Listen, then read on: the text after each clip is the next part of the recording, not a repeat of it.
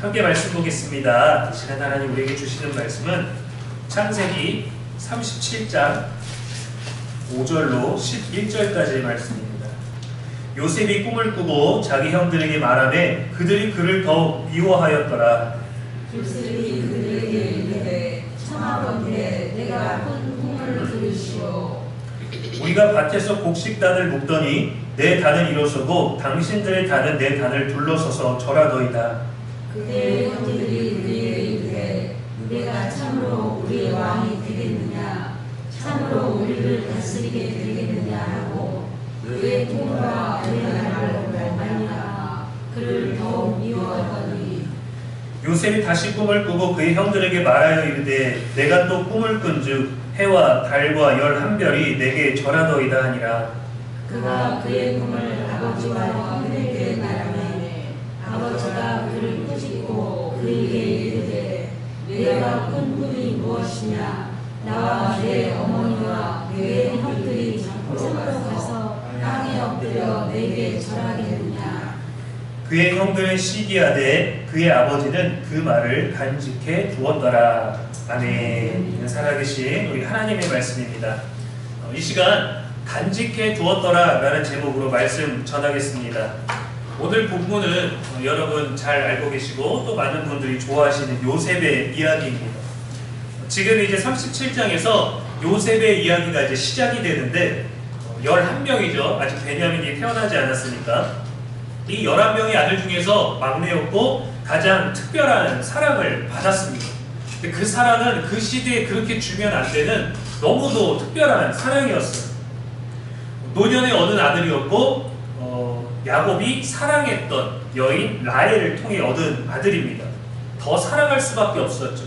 그 위에 있는 10명의 아들은 자신의 이제 처형 그리고 그 자신의 아내와 처형의 여종들에 의해서 낳은 아들이 10명이고 라헬, 내가 사랑하는 아내를 통해서 낳은 사람은 요셉밖에 없었으니까 그 사랑이 아마 더하였을 겁니다. 인정으로도 우리는 그걸 공감할 수 있죠. 우리가 흔히 요셉을 꿈의 사람이라고 합니다. 요셉의 이야기가 시작되자마자 꿈 얘기가 나오고 그 두 번의 꿈을 꾸었고 그것이 처음에 든 꿈이 나중에 이제 다 완성이 되는 그 중간의 과정들은 너무도 험난했지만 그 꿈 때문에 미움과 시기 그리고 고난과 누명 속에서 살았습니다. 여러분도 때로는 꿈을 꾸시잖아요. 때로는 좋은 꿈이 있어서 또 설레기도 하고 복권을 살까 싶기도 하고 때로는 또 나쁜 꿈을 꾸어가지고 오늘은 외출하면 안 되겠다, 당신 오늘은 이거 입지 마, 이런 식으로 우리 안에 있는 우리는 조선시대부터 집안에 왔었던 그런 미신적인 요소들이 있지 않습니까? 그것 때문에 또 어른들에게 들었던 얘기들, 뭐 밤에 휘파람 불지 말라, 뭐 다리 떨지 말라, 다리 떨면 복 날아간다고 다리 떨지 말라고 하잖아요. 사실은 복 날아가는 근거는 없지만 다리 떠는 그 행동이 보기 좋지 않아 보이니까 하지 말라는 거였는데 우리나라는 또 그런 것들에 또 이런 감정적으로 또 이렇게 딱 대하는 걸 좋아해서 그런 건지 다리 떠는 게 좋다라는 그 학술 자료들이 엄청나게 많이 인터넷에 돌아다녀서 아마 여러분들도 보셨을 겁니다. 다리 떨어서 안 좋은 건 딱 하나 있답니다. 복 나가는 거. 그리고 모든 면에서 좋대요. 다리를 떨면 긴장감을 해소할 수 있고 다리를 떨면 오래 앉아있는 사람이 발목과 발끝에서부터 이 상체 근육에까지 또 그 유연성을 줄 수 있고 그 혈기가 돌아가게 해주고 또 아무튼 좋은 게 엄청 많대요. 몇 가지가 된대요. 단지 우리나라에서 안 좋은 건 딱 하나, 복 날아가는 거. 근데 그거 복 날아가면 안 되니까 우리 부모 세대들은 그래도 떨지 말라고 하죠. 대신 우리 유교적인 사회에서는 뭐 면접을 본다든가 아니면 어른들과 식사 자리에서 다리를 떨면은 그 덜덜덜덜덜거리는 소리가 나기 때문에 또 단정하게 옷 입고 다리를 떠는 행동이 보기 좋지 않기 때문에 다리를 이렇게 꼬는 것도 그걸 하지 말라고 하지만 사실은 다리 꼬는 행위는 좋지 않은데 다리를 떠는 행위는 너무 좋아가지고 일할 때 계속 떨라고 합니다. 대신 한국 사회에서는 정중한 식사 자리나 이제 미팅 자리에서는 하면 안 된다. 의식하고 하면 안 되지만 다른 때는 공부할 때 일할 때 소리만 난다면 떨라고 합니다. 꿈에 관해서도 우리는 그런 것들이 많죠. 돼지꿈, 뭐 개꿈, 피꿈, 뭐 교통사고 꿈 다양한 꿈에 대한 해석들이 있고 그 꿈이 아예 책으로도 많이 나와서 사람들 또 그런 것들 보고 신문들 보면은 몇 년생 무슨 띠가 운세가 엄청 많아서 그런 것들로 우리들의 감정을 얼마나 많이 또 소비했습니까? 저도 옛날에 대학교 때 다닐 때는 뭐 메트로 해고 다양한 일간지 같은 게 무료로 배포하는 일간지 같은 게 있었어요. 지하철이나 버스를 타면 이제 1시간 정도를 쭉 가게 되는데 서서 가게 되는 경우가 많다 보니까 그거를 들고 가면은 이제 거기에 이제 사설도 보게 되고 이제 우리는 이제 시대도 읽어야 되니까 그런 사회 뉴스도 보게 되고 제일 재밌게 모든 사람들이 보는 게 뭐냐면 오늘의 운세입니다. 오늘의 운세.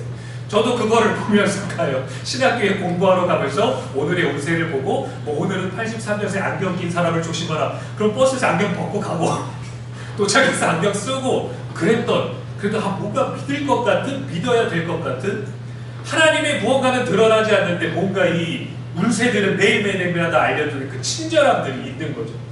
그러다가 불길한 내용들을 보면은 무시합니다. 그러다가 좋은 인연을 만날 것 같으면 하루 종일 또 기대하고 사는 게 우리들의 마음 아니겠습니까? 요셉은 또 그러한 것처럼 꿈을 꿨는데 이 꿈이 애매한 꿈이 아니었어요. 어쩌다가 꿀 수도 있는 꿈이 아니라 확실하게 뭔가 내 인생에게 빵 터지는 것 같은 놀라운 꿈을 꾸게 됩니다. 여러분 대단한 계획을 가지고 하나님께서 우리들에게 음성을 들려주시거나 꿈을 주시거나 환상을 보여주시면 때로 그거는 개인에게 주시는 경우가 많습니다. 만약에 공동체에게 주시는 경우는 떨어져 있는 사람에게 주는 경우보다 한 자리에 모였을 때 성령이 임재하는 경우가 있었고 각자에게 동일한 걸 주시는 경우는 우리 사도행전 10장에 보면은 고넬료라는 이제 로마 백부장을 만날 때 베드로와 로마 이제 백부장이 각자 꿈을 꾸고 가라 만나라 예비가 됐다 해서 서로 만나서 얘기를 나누다가 하나님이 우리들에게 주시는 게 바로 이방 선교의 시작이구나 라는 것들을 알게 됩니다. 이렇게 꿈과 환상과 확실한 시대적인 메시지를 주실 때 모두에게 주셔서 그러한 꿈이 꺼졌구나 라는 걸 알게 해주시면 우리가 서로 어떤 사람에 대해서 뭘 돕고 어떤 일이 벌어질 걸 예상할 수 있을 것 같은데 오늘 본문에 보니까 요셉만 이 꿈을 꿨어요. 요셉만 이 꿈을 꿨고 이 꿈은 요셉에게만 좋은 꿈이었습니다. 아마 모든 형제들과 집안에 있는 종들과 부모들까지도 이 꿈을 같이 꿨다면 상황이 그렇게 나빠지지는 않았을 거라고 생각을 합니다. 근데 요셉조차 또 그의 아비조차 이 꿈이 어떻게 될지는 몰라요. 그래서 우리는 기도가 필요합니다. 꿈, 환상, 시대적인 징조, 우리들의 마음, 우리들에게 드는 생각들, 딱 오게 되는 어떤 느낌들 있잖아요. 말로는 표현하지 못하지만 촉으로 느낄 수 있는 것들. 그런 것들이 생겼을 때 이게 뭐지 하고 우리는 해석하고 의미부여를 하려고 하는 것들이 많지만 실제로 의미부여를 해야 되는 것과 그렇지 않은 것들을 구분하기가 쉽지 않습니다. 그래서 우리는 계속 기도해야 돼요. 어떤 생각이 들 때, 어떤 말을 해야 된다고 느낄 때, 어떤 생각이 들 때 그냥 막연하지만 그 막연하게 우리는 기도를 해야 됩니다. 말해야 될까? 말하지 말까? 근데 17세 요셉의 이야기가 오늘 시작되면서 잘 보면 형들을 고자질하는 것부터 시작합니다. 형들을 고자질해요. 아빠, 형들이 말이죠. 새엄마랑 놀고 있었어요. 일르는 고자질로부터 시작합니다. 형들에게 사랑받을 수 없죠. 형들이 내가 잘못했습니다 라고 말하는 것보다 이거 안 들킬 일이었는데 요셉 이누구 자식이 일렀구나 라는 생각 때문에 요셉을 미워할 수밖에 없었어요. 근데 꿈을 꾸고 나서 어느 날 요셉이 그 꿈을 형들에게 얘기합니다. 자기한테만 좋은 꿈이에요. 자기한테만 유익한 꿈이에요. 저희 첫째도 어느 날 꿈을 꾸었습니다. 꿈을 꾸고 나서 저한테 얘기를 해주는 거예요. 꿈 꿀 때마다 거의 얘기를 해주는데 너무도 괴로운 꿈을 꿨다고 울면서 얘기를 하고 대체 무슨 악몽을 꿨니? 라고 물어봤더니 꿈에서 아빠를 불렀는데 아빠가 대답을 안 하고 그냥 갔다고 우는 거예요. 갑자기. 그래 아빠가 꿈에서 대답을 안 했어. 미안해. 아빠가 왜 꿈에서 대답을 안 했을까? 아빠는 꿈 말고 여기서 대답 잘 하잖아. 근데 왜 꿈에서 아빠가 왜 그랬을까? 저도 모르겠어요. 아빠가 대답을 안 하고 갔어요. 그래서 우는 거예요. 그 위로를 했죠. 꿈은 꿈이야. 나쁜 꿈인 것 같아. 괜찮아. 라고 했는데 한 2번 정도를 더 얘기하다가 아빠! 그러면서 또 울면서 왜? 아빠가 나한테 아빠 불렀는데 대답 안 하고 그냥 간 꿈이 갑자기 또 생각났어요. 아이에게는 그 꿈이 너무 선명했는 거. 그래서 잊어. 아빠는 절대 그러지 않아. 아빠가 안 들리면 모르고 강호 소리가 작아서 아빠가 못 들을 수도 있겠지만 가고가 불렀는데 아빠가 그냥 못 들은 척하고 절대 가지 않아. 그러니까 그거는 꿈이야. 나쁜 꿈은 잊어 라고 해줬는데 아이한테 잊혀지지 않는 거죠. 자기한테 너무 세게 각인이 돼 있는 거예요. 그러니까 아빠가 늘 대답했는데 대답을 안 했다면 그 꿈이 무서운 꿈이 안 될 수도 있겠지만 이상하게 꿈에서 나타난 아빠는 대답을 안 하니까 아이에게는 낯설었던 거죠. 요셉에게도 그랬을 겁니다. 평소에 전혀 꿔지지 않던 상관없던 꿈이 갑자기 아주 강렬하게 자기한테 꿔졌는데 말을 안 할 수가 없었던 거예요. 그래서 요셉은 벅찬 마음을 가지고 꿈을 발설할 수밖에 없었습니다. 그동안에 고자질로 17세 사춘기 이야기가 시작됐던 요셉의 모습이 철없어 보이기도 하고 안타까워 보이기도 해요. 이 꿈을 말하려고 하는 그 순간이 어땠냐? 지금 형들은 밭에서 일하고 있습니다. 장자 르우벤, 자기 형 10번 뛰어넘는 그 위에 있는 첫째 형은 장자이지만 유산을 2배, 3배 받아야 되고 집안에서 존중도 받아야 되고 아마 이때 르우벤의 나이가 아무리 적어도 40이 넘었을 거예요. 저보다도 많았을 거예요. 근데 아버지의 사랑을 받지도 못했고 장자 대우를 받지도 못했죠. 그렇다면 그 나머지 9명의 형들은 더 심각했겠죠. 그런데 아버지는 요셉을 더 많이 사랑해서 바로 전전절에 보면 채색옷을 입혀줍니다. 그 채색옷은 화려한 옷이에요. 수놓은 옷이에요. 단색이 아니라 여러 가지 색으로 입혀진 옷인데 이거는 거의 아빠가 장자를 선별할 때 후계자를 세울 때 입혀주는 옷이었단 말이죠. 근데 그 옷을 너무 사랑해서 막내에게 입혀줬어요. 나머지 10명의 형들의 마음이 어땠을까요? 그런 상황에서 요셉이 꿈 이야기를 들려주는 거죠. 요셉의 꿈 이야기를 들어줄 만큼 마음의 여유도 없고 사랑도 못 받고 형제 우애도 없는데 요셉이 자기 꿈만 이야기합니다. 그것도 형들은 밭에서 땀 흘리며 일하고 있는 바로 그때 6절에 보니까 요셉이 그들에게 이르되 청하건대 내가 꾼 꿈을 들으시오 라고 말합니다. 이게 한국어의 표현이 그런 건지 모르겠는데 원어도 보니까 비슷해요. 청하건대라는 단어는 I pray you, 내가 당신께 기도합니다, 요청합니다라는 정중한 표현이에요. 근데 정중한 표현으로 형님들 제 얘기를 좀 들어주십시오 라는 것보다 형님들 제 얘기 좀 들어봐요. 그러니까 형님들에게 말하고 싶은 나의 지금 참을 수 없는 꿈 얘기가 넘쳐오르는 겁니다. 근데 그리고 정중한 부탁으로 청하건대라는 말을 썼지만 그 다음에는 나이도 어린 막내가 들으시오 라고 하는 거예요. 들으시오. 나보다 30살 정도 많은 형은 들으시오. 가서 무릎 꿇고 물을 주면서 형, 나 꿈꿨어. 이렇게 하면 그래 막내야 꿈꿨니라고 하겠지만 형들은 내 얘기를 들으시오. 채색옷 입고 나와서 엎드려서 일하는 형들한테 마치 사극에서 왕이 등장해서 신하가 등장해서 어명이요 하면 자기가 죄 지은 거 아는 사람도 그냥 엎드려가 고개도 못 들지 않습니까? 그래서 옛날에는 그러한 유교적인 문화, 이러한 너무도 폐쇄적인 문화 때문에 외국에 있는 사람들이 우리나라 왔을 때 한심하게 봤다고 해요. 아니 왕이 온 것도 아니고 왕이 쓴 편지를 다른 사람이 있는데 그거에 대해서 종이를 받았다고 엎드려서 왕처럼 대하는 걸 보고 한심하다.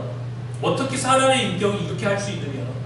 다른 우리들의 미래, 다른 나라들의 역사를 보면은 백인이 흑인을, 인종이 다른 사람이 다른 사람을 괴롭혔다고 하지만 여기는 같은 나라, 같은 사람이 같은 민족을 이렇게 하대하는구나.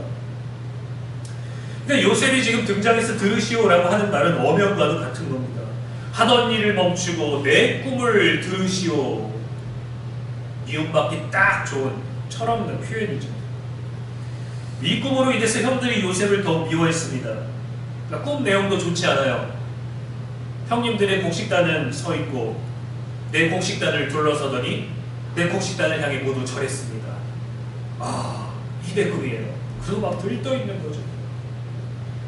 그 두 번째 꿈은 더 있습니다. 해와 달과 11별이 내게 절했습니다.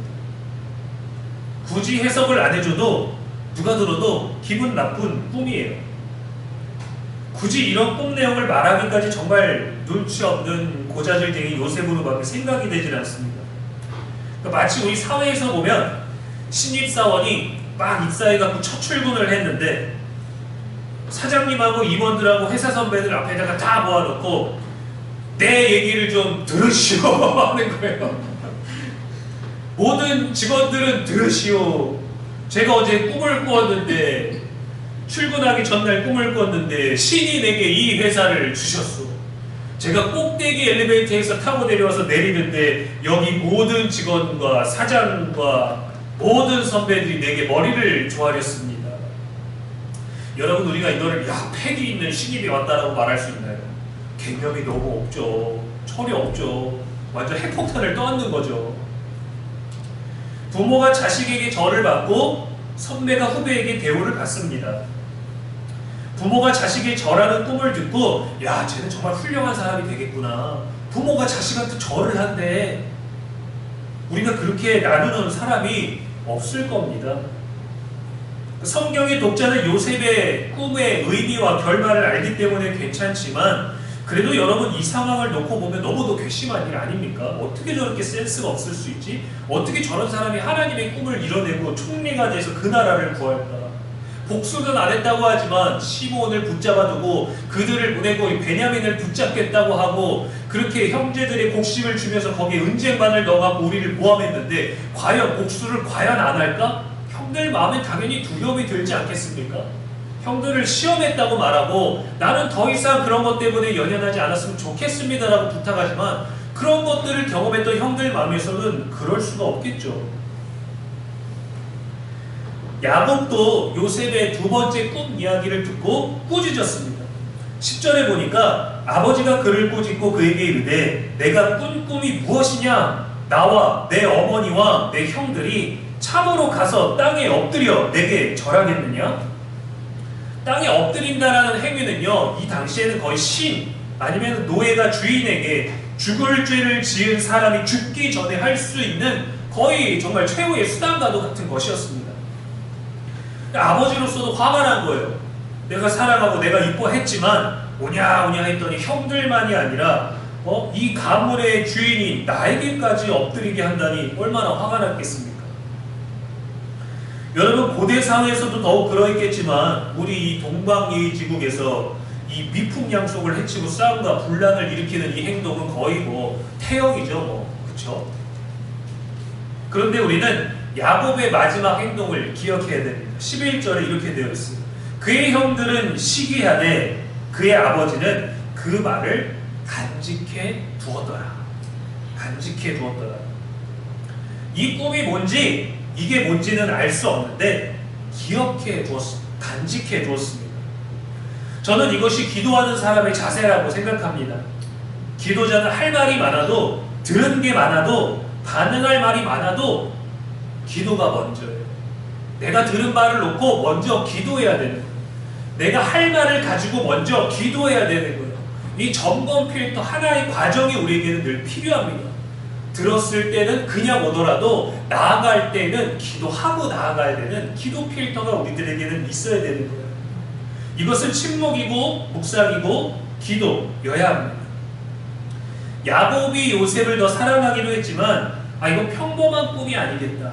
이 아이가 이렇게 거침없이 망설임 없이 말하는 건 평범한 꿈이 아닐 수도 있겠구나 하고 혼내기는 했지만 마음에 간직해 두었습니다. 누가복음 2장에 보면 예수님 12살 때 이야기가 나와요. 유월절을 지키고 예루살렘에서 돌아옵니다.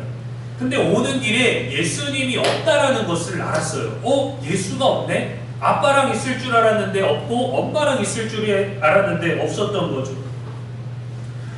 3일 만에 성전에서 찾았습니다. 예루살렘으로 돌아가서. 왜 부모를 근심하게 만드느냐 하고 혼냈어요. 그때 어린 예수가 이렇게 대답합니다. 어찌하여 나를 찾으셨나이까? 내가 내 아버지 집에 있어야 할 줄을 알지 못하셨나이까? 예수님이 누구인지를 아는 독자에게는 합당한 말이지만 무슨 말인지 부모는 깨닫지 못했습니다. 12살이면 우리나라 나이로 초등학교 5학년, 6학년 정도 됐으니까 많이 컸어요.